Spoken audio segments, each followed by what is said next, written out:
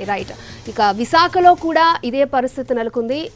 ఈ ఎయిర్పోర్ట్ ఈ మైక్రోసాఫ్ట్ ఈ అవుటేజ్కి సంబంధించి మరిన్ని వివరాలను మా ప్రతినిధి రవిచంద్ర మనకు అందిస్తారు.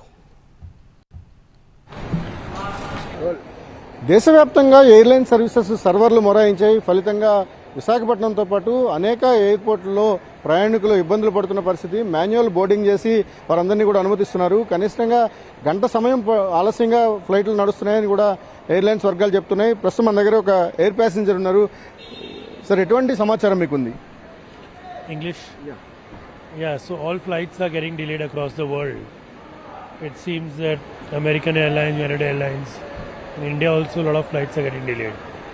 So my estimate departure has been showing 20 minutes delay, but we never know how much delay it will be.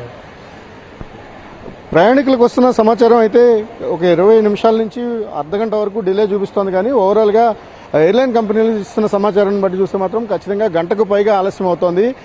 Manual boarding చేయాల్సి వస్తుంది కాబట్టి మాన్యువల్ బోర్డింగ్ అనేది 1 by 1 చేస్తున్నారు. దీనివల్ల సాంకేతికంగా ఏదైతే వెసులుబాటు ఉందో మైక్రోసాఫ్ట్ సాఫ్ట్వేర్కి సంబంధించి అది చాలా వేగంగా జరిగేది. కానీ ఇప్పుడు మాన్యువల్గా బోర్డ్ చేయాల్సి వచ్చినప్పుడు అన్ని చెక్ చేసుకొని పంపించాల్సి వస్తుంది కాబట్టి ఆ రద్దీ పెరుగుతోంది.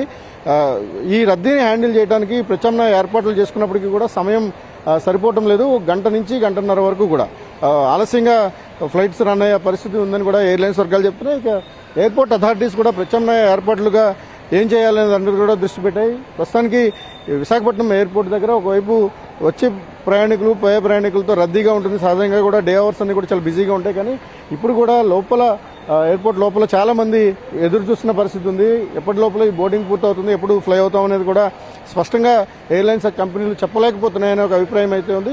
అదే విషయాన్ని ఏదైతే ఆలస్యం జరుగుతుందో సాఫ్ట్వేర్ల కారణంగా లేదా సర్వర్ల డౌన్ కారణంగా కానీ ఆలస్యం జరుగుతుందో ఆ విషయాన్ని ఎయిర్ ప్యాసింజర్స్ కూడా ఇప్పటికే ఎయిర్పోర్ట్ అథారిటీస్ కావచ్చు లేకపోతే ఎయిర్లైన్స్ కంపెనీలు కానీ ఇప్పటికే కమ్యూనికేట్ చేస్తున్నాయి. Cameraman Sridatt, Ravichandran TV, Visakhapatnam.